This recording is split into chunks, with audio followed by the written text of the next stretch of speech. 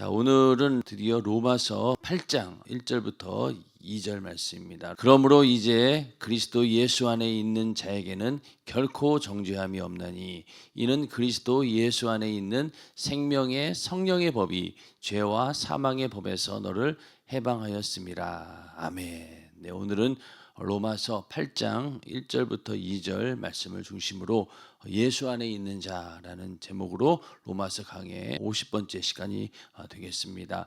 자, 그 전에 우리가 7장의 내용이 어떤 내용이 있었는지 잠깐 보면은요, 6장에 이어서 7장에서도 율법에 관한 이야기를 하고 있습니다. 그래서 이 율법에 대해서 우리가 죽임을 당하였다라는 이 말씀을 위해서 남편이 있는 여인, 남자와 여자의 그 부부 관계를 이야기하면서 둘 중에 하나가 죽으면은 그 관계에서 벗어나게 된다, 법에서 해방된다라는 이야기를 하면서 그리스도의 몸으로 말미암아 율법에 대해서 우리가 죽임을 당하였다. 이제 얽매였던 것에서 우리가 죽었다. 율법에 대해서 자유함을 얻었다라는 이야기를 남녀간의 결혼, 부부 관계를 비유를 들어서 말씀을 하고 있었고, 그러면서 이런 질문에 대해서 율법이 죄냐? 그러면 율법이 죄냐? 아니, 그렇지는 않다. 그리고 율법으로 인해서 죄는 오히려 살아나고 또 나는 죽게 되었다라는 사실을 발견하게 되었고, 그러면서 더 한층 나가서 율법은 죄로 심히 죄되게 한다라는 그런 기능이 있다. 율법은 결국은 선한 것이다라고 고백을 하면서 이렇게 선한 것이지만은 그러나 내 속에서 이 선한 것을 하려고 하는 그런 법도 있지만은 그러나 또 나를 계속 죄로 사로잡아가는 그런 두 가지 법이 내 안에서 존재한다라는 것을 알면서 오호라 나는 곤고한 사람이로다. 이 사망의 몸에서 누가 나를 건져내랴. 이러한 탄식과 고백이 나올 수밖에 없다. 그러면서 지금도 여전히 마음으로는 하나님의 법을, 육신으로는 죄의 법을 섬기는 이런 모습들이 우리에게 있다라고 하면서 이제 8장에 가서 오늘 이런 고백을 하게 됩니다. 이제는 예수 안에 있는 자에게는 결코 정죄함이 없다. 로마서가 성경의 노른자위라고 얘기하는데 그 가운데서도 이 로마서 8장 1절 2절 말씀은 굉장히 중요한 복음의 메시지가 요약되어 있고 또 위대한 그런 결론이기도 합니다. 사도 바울이 하고 싶은 이야기의 결론이기도 하고 또 성경의 어떤 면에서는 결론이기도 하죠. 그리고 내가 구원의 확신이 있는가 없는가 거기에 대한 확실한 증거가 바로 이 말씀 가운데 있고 또 우리가 믿지 않는 자들에게 선포해야 되는 말씀이 이 말씀이고 또 많은 사람들에게 변론, 예수에 대해서 증거해야 되는 부분도 여기 말씀 가운데 있고 또 전해야 되는 내용입니다. 복음도 바로 여기에 있는 것이고 더 이상 어떠한 정죄함도 없는 구원을 선포하는 것이다. 이 말씀이 바로 이 안에 다 들어있는데 우리 예수 믿는 것은요 복음을 선포하는 거예요. 다른 종교는 내가 어떠한 그 목적을 가지고 그 교리가 추구하는 바를 얻기 위해서 내가 엄청 노력을 합니다. 그게 도달하기 위해서 노력을 해서 언제쯤 도달할 수 있을까? 그러면서 계속 고행하면서 또 뭔가 자기를 다스려가면서 사는 그렇게 해서 구원에 이른다라고 하면은 이 기독교는 이미 선포되어진 사실을 믿는 것입니다. 오늘 로마서 8장 1절 2절 말씀, 이 말씀을 우리가 그대로 믿게 되면은 그 믿음으로 인해서 우리는 구원을 받게 되고 하나님께서 우리를 의롭게 여기신다라고 했기 때문에 예수를 믿는다라고 하는 것은요 이렇게 선포되어진 그 사실을 우리가 받아들이고 믿는 것이죠. 이 복음이 다른 뭐 종교와는 비교할 수 없을 정도로 인간에게는 정말로 복된 소식입니다. 다른 종교는 노력해야지 뭔가 얻을 수 있지만은 우리는 그런 것이 아니라 오직 믿기만 하면은 우리가 구원을 얻을 수 있다. 왜? 이미 하나님께서 우리 구원을 위한 모든 일들을 다 해 놓으셨기 때문에 우리는 이 사실을 믿기만 하면 되는 것이고 또 다른 사람들에게도 이 사실을 선포하는 겁니다. 당신 예수 안 믿으면은 지옥 가. 당신의 죄를 위해서 다 예수님께서 그 죄를 담당하시고 해결해 주셨어. 너는 믿기만 하면은 죄에서 자유함을 얻을 수 있어. 이렇게 당당하게 선포하는 것입니다. 그러니까 그 사람이 그거를 받아들이면 그런 구원을 받을 것이고 또 받아들이지 않는다라고 하면은 그런 구원에 이르지 못하는 그러니까 하나님께서 선포하신 내용에 대해서 받아들이느냐 안 받아들이느냐 그 문제인 것이죠. 그러나 사실은 로마서 8장 1절 2절 이 말씀이 여기서 갑자기 나온 것은 아닙니다. 이미 1장에서도 이 얘기를 먼저 했어요. 로마서 1장 16절에서 17절에 보면은 내가 복음을 부끄러워하지 아니하노니 이 복음은 모든 믿는 자에게 구원을 주시는 하나님의 능력이 됨이라. 1장 할 때 우리가 함께 은혜를 나누었었죠. 믿는 자에게 구원을 주시는 하나님의 능력이다. 첫째는 유대인에게요, 또한 헬라인에게로다. 복음에는 하나님의 의가 나타나서 믿음으로 믿음에 이르게 하나니 기록된 바 오직 의인은 믿음으로 말미암아 살리라 함과 같으니라. 그러니까 믿음으로 우리가 의로워질 수 있다. 믿음으로 믿음에 이르게 된다. 이렇게 말씀을 하면서 이미 1장을 시작할 때 사도 바울은 이 복음에 대해서 선포를 하고 있습니다. 그리고 또 7장 6절에서도 이제는 우리가 얽매였던 것에 대하여 죽었으므로 율법에서 벗어났으니 이러므로 우리가 영의 새로운 것으로 섬길 것이요 의문에 묵은 것으로 아니할지니라. 자, 이 말이나 우리가 영의 새로운 것으로 섬길 것이요 의문에 묵은 것으로 아니할지니라. 여기서 영의 새로운 것이 바로 생명의 성령의 법에 해당하는 것이고, 그리고 의문에 묵은 것이다라고 하는 것은 죄와 사망의 법이라는 말입니다. 결국 7장에서도 이렇게 똑같은 얘기를 하고 있는 것이죠. 그래서 이미 1장에서 7장에서 계속 얘기를 하고 있었고, 사실은 이 로마서 8장은 5장에 있는 말씀을 계속해서 이어가고 있다고 보시면 돼요. 6장 7절은 그 중간에 이렇게 들어간 내용입니다. 이렇게 삽입된 내용이고 어떤 이제 문제를 제기하는 것에 대해서 이러한 질문이 있을 수 있다. 거기에 대해서 반론하기 위해서 6장 7절을 얘기했지만은 사실은 5장하고 이 8장은 계속 이어지고 있는 것이죠. 그래서 이렇게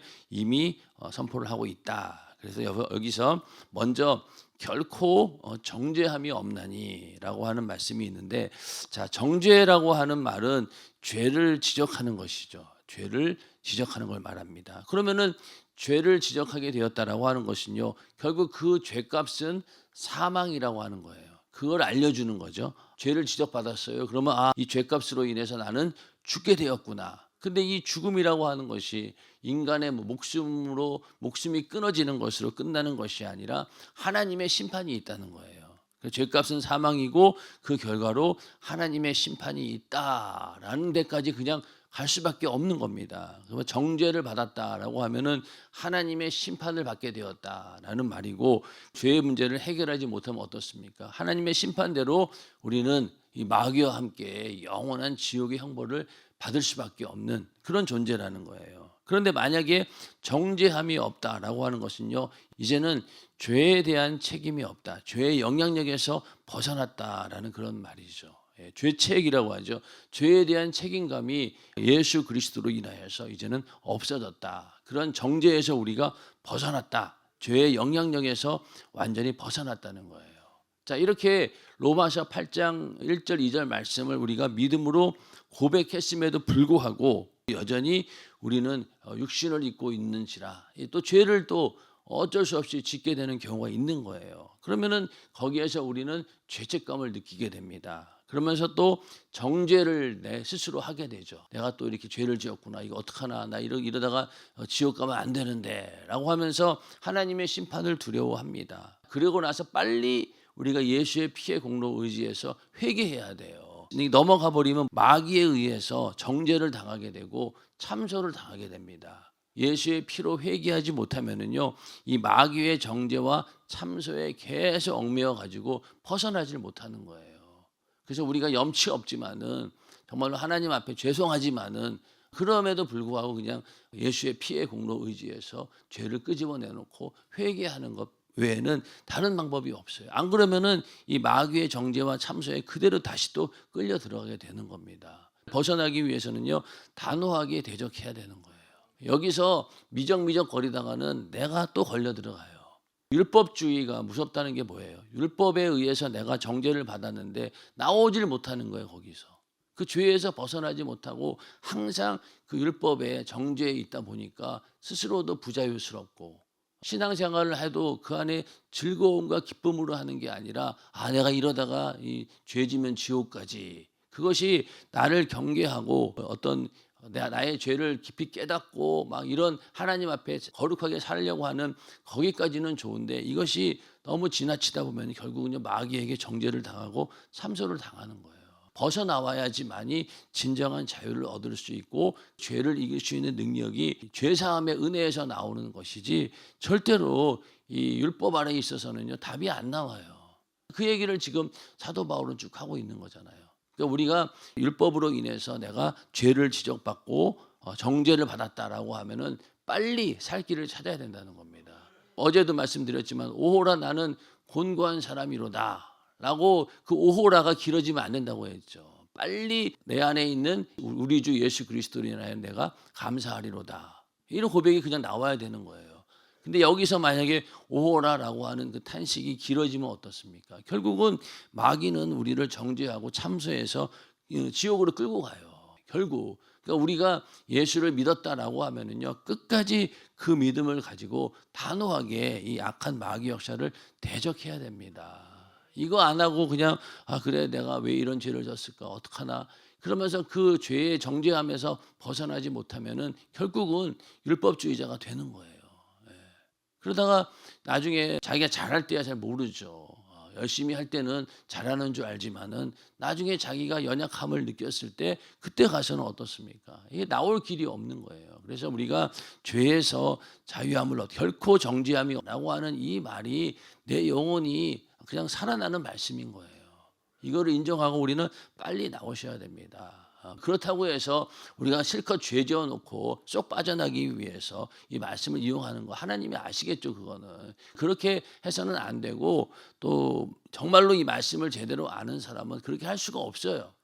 그러나 정말로 빠져나올 길이 없으니 어떻습니까? 이 방법밖에 없잖아요. 그래서 회개하고 이 정죄에서 죄책감에서 벗어나야 된다는 겁니다. 그렇게 해서 우리를 자꾸만 정죄하고 참소하는 마귀 역사를 단호하게 대적을 해야 됩니다. 요한계시록 12장 9절 10절에 보면은요 이 마귀 역사에 대한 얘기가 잘 나와 있는데 자 여기 보면은 큰 용이 내어 쫓기니 옛뱀 곧 마귀라고도 하고 사단이라고도 하는 온 천하를 꿰는 자라. 여기 보면은 마귀가 큰 용이다 이렇게 표현을 하고 있고 또 옛 뱀이다라고 얘기하고 있죠. 그리고 사단이라고도 하는 원래 이 사단이 하나님을 대적하는 존재였고 마귀는 우리 인간들을 이간시키고 또 인간들의 세계에 들어와서 하나님과 관계를 더 단절시키는 그런 존재가 마귀입니다. 그래서 이 사단, 마귀, 뱀, 용, 그래서 이 용, 뱀 이런 거 전부 다 마귀를 상징하는 거기 때문에 별로 좋은 게 아니에요.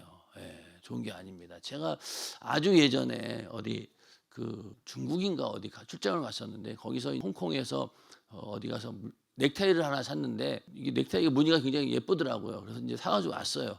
그래서 한국에 와가지고 가만히 보니까 거기는 무늬가 전부 다 뱀인 거예요. 깜짝 놀래가지고 그 중국이나 홍콩 이런 데는 이 뱀 이런 게 굉장히 뭐라고 해야 되나 무늬로 많이 쓰는 것 같더라고요. 그러니까 뱀이 다 요만한 뱀들이 그냥 이 넥타이에 가득 들어있는 거예요. 아이고 하고 놀래서 그냥 버렸는데 그만큼 뱀 그러면은요 이 마귀를 상징하는 걸 알기 때문에 뱀을 좋아할 수가 없어요. 아무리 뭐 뱀을 이쁘게 그린다 한들 좋아할 수가 없습니다. 그리고 용도 마찬가지죠. 용 그러면 동양에서는 굉장히 신령한 존재로 알고 있어가지고 막 용문신도 막 새기고 그러는데 예수 믿는 사람들이 이 말씀을 아는 사람들은요 용 별로 안 좋아합니다. 용 안 좋아해요.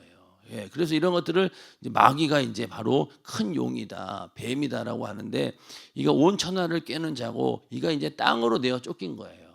하나님을 찬양하던 천사장이었던 자가 타락하면서 이제 사단이 되면서 하늘에서 쫓겨나게 되었고 땅으로 이제 쫓겨난 겁니다. 그래서 그의 사자들도 저와 함께 내어 쫓기니라. 내가 또 들으니 하늘에 큰 음성이 있어 가로되 이제 우리 하나님의 구원과 능력과 나라와 또 그의 그리스도의 권세가 이루었으니 우리 형제들을 참소하던 자 곧 우리 하나님 앞에서 밤낮 참소하던 자가 쫓겨났고 마귀의 특성에 대해서 뭐라고 하고 있습니까? 참소하던 자 하나님 앞에서 밤낮 참소하던 자가 쫓겨났다는 거예요.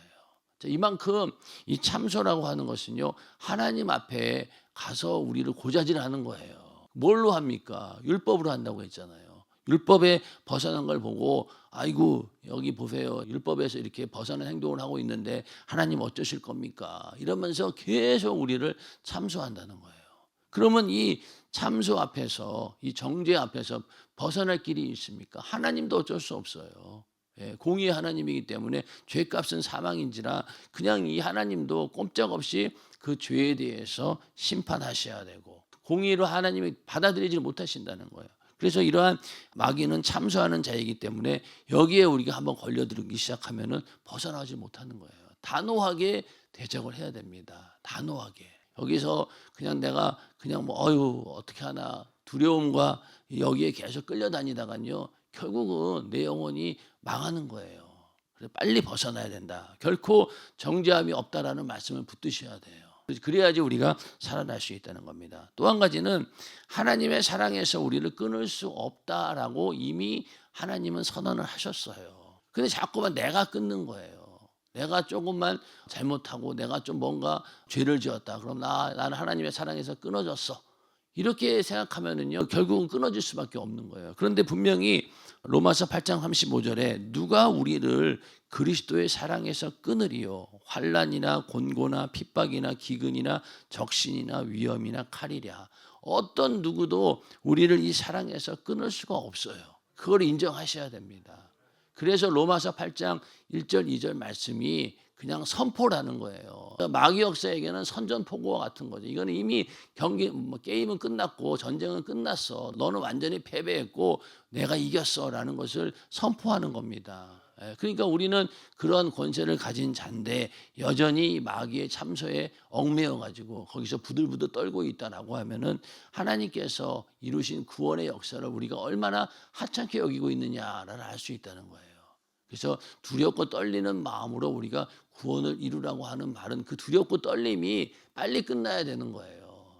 그래서 두렵고 떨림을 가지고 있다라고 하는 말은 하나님을 경외하는 마음으로 죄에 대한 두려움은 우리가 가져야 되죠. 죄를 지면 안 된다라고 하는 경각심 있어야 되는데 일단은 죄에서 벗어나는 일에 대해서는 빨리 나오셔야 된다는 거예요. 안 그러면은 이 마귀의 정죄에서 벗어나지 못하고 결국은 하나님의 사랑에서 내가 그냥 끊어버리는 거예요. 그런 일이 있어서는 절대로 안 된다는 겁니다. 자, 그 다음에 그리스도 예수 안에 있는 이런 말씀을 하고 있는데, 자, 그리스도인이라고 하면은요, 그리스도 예수 안에 있는 사람을 말합니다. 그래서 경건치 않은 우리를 의롭게 하시고 그 예수 그리스도 안에 우리를 넣으셨다라는 그런 말입니다. 그래서 로마서 4장 5절에 이를 아니할지라도 경건치 아니한 자를 의롭다 하시는 이를 믿는 자에게는 그의 믿음을 의로 여기시나니. 다 기억나시죠? 경건치 아니한 자를 의롭다 하셨다는 거예요. 아브라함도 그가 먼저 믿음을 보였기 때문에 나중에 독자를 바치는 그런 행동이 나왔던 것처럼 먼저는 전혀 의롭지 않은 경건치 않은 그런 자를 하나님께서 부르시고 의롭게 여겨주셨다는 거예요. 거기에 대한 감사의 표현, 그 불러주신 거에 대해서 그 믿음으로 순종했을 때 그 믿음이 이루어지는 것이지 절대 그냥 우리가 뭔가를 해서 하나님께서 그걸 보고 우리를 의롭게 여기신 게 아니라는 겁니다. 전혀 우리는 처음부터 진노의 자식이고 지옥의 자식이었죠. 그래서 경건치 아니한 자였는데 우리를 의롭게 하셔서 믿음으로 우리를 의롭게 여기셨다는 겁니다. 그런 자들을 예수 안에 넣으셨다는 거예요. 그리고 그의 생명 안에서 우리는 구원을 받은 것이죠. 그래서 곧 우리가 원수 되었을 때 그 아들의 죽으심으로 말미암아 하나님으로 더불어 화목되었은즉 화목된 자로서는 더욱 그의 살으심을 인하여 구원을 얻을 것이니라. 그러니까 우리가 여기 원수 되었을 때 진노의 자식이고 지옥의 자식이고 하나님과 원수가 된 그런 존재였는데 우리가 예수로 인해서 화목하게 되었고 그로 인해 살아났다는 거예요. 예수님께서 죽으시고 부활하심으로 인해서 우리가 살아났다. 그 얘기는 우리가 첫째 아담 안에 있었어요. 그래서 죄로 인해서 싹 다 죽게 되었는데 이제 둘째 아담, 마지막 아담 예수 그리스도 안으로 들어가게 되면서 나무의 비유를 들면서 접붙임을 얘기했죠. 접붙임으로 옮겨져 버린 거예요. 이제는 우리가 예수가 주는 그 생명으로 사는 그런 나무가 되었다는 겁니다. 그래서 그게 바로 그리스도 예수 안에 있다는 말이고, 또 이 그리스도 안에 있다라고 하는 말은 사실은 그 신약 성경에서 굉장히 중요한 주제입니다. 그리고 사도 바울도 바울 서신에서 이 얘기는 굉장히 많이 하고 있죠. 그래서 너희는 하나님께로부터 나서 그리스도 예수 안에 있고, 그리고 또 우리가 잘 아는 말씀, 그런즉 누구든지 그리스도 안에 있으면 새로운 피조물이라, 이전 것은 지나갔으니 보라 새 것이 되었도다. 전부 다 그리스도 예수 안에, 그리스도 예수 안에 이렇게 말씀을 하고 있습니다. 또 성경에서 이 그리스도와 연합한다라고 하는 얘기를 많이 하고 있죠. 그래서 포도나무와 가지의 비유, 또 머리와 지체의 비유, 이 모든 것들이 그리스도 안에 있다라고 하는 그 말씀을 하고 있는 것입니다. 그래서 너희는 그리스도의 몸이요 지체의 각 부분이라. 그러니까 예수님께서 머리가 되시고 우리는 그 몸이요 지체라는 거예요. 몸에 있는 모든 기관들이 뭐에 따라 움직입니까? 팔다리가 뭐에 따라 움직입니까? 머리가 하자는 대로 움직이잖아요. 머리가 생각하는 대로 움직이게 되는 겁니다. 그렇기 때문에 우리가 예수 그리스도의 몸이요 지체다. 그렇기 때문에 우리는 하나다라는 얘기죠. 그래서 그리스도 안에 있다라고 하는 말이 그런 의미가 있고, 또 그리스도와 함께 장사 지내고 부활하게 되었다. 우리가 그리스도와 함께 죽으면 또한 그와 함께 살 줄을 믿노니. 그러니까 또 장사 지내고 죽음과 부활을 함께 경험하는 그런 존재다라는 의미에서 우리가 그리스도 안에 있다라고 이렇게 말씀을 하고 있는 것이죠. 그래서 이런 이야기들이 계속 이 신약 성경에서 나온다는 겁니다. 그 다음에 생명의 성령의 법이 죄와 사망의 법에서 너를 해방하였습니다. 자, 여기서 죄와 사망의 법은요, 정죄하고 정죄됨을 선언하는 율법을 말하는 거예요. 근데 율법이 죄가 아니고 또 율법으로 인하여서 사망이 왔지만은, 그러나 율법은 그런 기능을 가지고 있는 것이지 율법 자체가 죄가 되는 것이 아니라 바로 율법으로 인해서 그걸 우리 인간이 해결할 수 없기 때문에 죄와 사망의 법이 된다는 거예요. 원래는 선한 법인데 율법을 지킬 수만 있다면 그 법은 선한 법입니다. 근데 우리 인간이 지킬 수가 없어요. 그렇기 때문에 우리에게는 죄와 사망의 법이 되는 겁니다. 고린도전서 15장 56절에 사망에 쏘는 것은 죄요 죄의 권능은 율법이라. 그러니까 이 죄를 지적해 주는 게 율법인데 그 율법의 그 기능으로 인해서 오히려 우리가 죽게 된 거예요. 그래서 이 율법으로 인해서 오히려 우리 구원에 많은 걸림돌이 있었다는 겁니다. 왜냐하면 율법은 선한 법이니까 이게 없어지지도 않아요. 그렇죠. 내가 죽어야 되는데 만약에 율법대로라고 하면 정죄받으면 그냥 영원한 사망이에요. 근데 거기서 예수님께서 나를 위해 대신 죽어주심으로 인해서 내가 당할 율법의 요구를 이루어 주신 거예요. 그래서 그때부터 우리는 살아나게 되었고 이 죄와 사망의 법에서 벗어나서 생명의 성령의 법으로 이제는 살게 되었다. 이게 바로 죄에서 해방인 것이죠. 아까 읽으신 말씀 가운데 로마서 7장 6절, 이러므로 우리가 영의 새로운 것으로 섬길 것이요. 이게 바로 생명의 성령의 법이 되는 것이고, 의문의 묵은 것, 이것은 율법으로 인한 정죄, 그래서 죄와 사망의 법이 된다고 말씀을 드렸죠. 또 로마서 3장 26, 27절에 보면은 곧 이때에 자기의 의로우심을 나타내사 자기도 의로우시며 또한 예수 믿는 자를 의롭다 하려 하심이니라. 그런즉 자랑할 때가 어디뇨 있을 수가 없느니라. 무슨 법으로냐 행위로냐 아니라 오직 믿음의 법으로니라. 믿음의 법이라고 얘기하고 있죠. 똑같은 얘기입니다. 그리고 또 5장 21절에 이는 죄가 사망 안에서 왕노릇한 것 같이 은혜도 또한 의로 말미암아 왕노릇하여 우리 주 예수 그리스도로 말미암아 영생에 이르게 하려 함이니라. 영의 새로운 것으로 섬긴다. 그것도 역시 생명의 성령의 법, 믿음의 법, 또 은혜가 우리 안에 왕노릇하는 것, 이게 바로 다 생명의 성령의 법을 말하고 있는 것이죠. 우리는 이 안에 속한 자들이라는 거예요. 이제는 죄와 사망의 법에서 정죄받아서 두려워하며 그럴 필요가 없다는 거죠. 이미 우리는 자유함을 얻게 되었고 이제는 생명의 성령의 법 안에서 지배를 받고 있는 자들입니다. 인정하시면 아멘 하시기 바랍니다.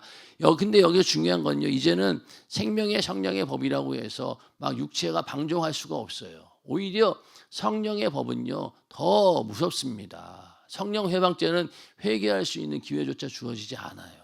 그 정도로 성령을 내 안에 모신다라고 하는 것은요, 또 다른 차원에 있어서 굉장히 어떤 면에서 두려운 일이기도 해요. 그러나 일단은 이 생명의 성령의 법 안으로 들어와야지만이 우리가 살아난다는 겁니다. 이 안에 우리는 있어야 된다는 거예요. 예. 그래서 우리를 해방하였다. 이제는 율법의 권능 아래 있던 자들이 그리스도 예수 안에, 성령 안에 있는 삶을 이제는 살게 된 것이죠.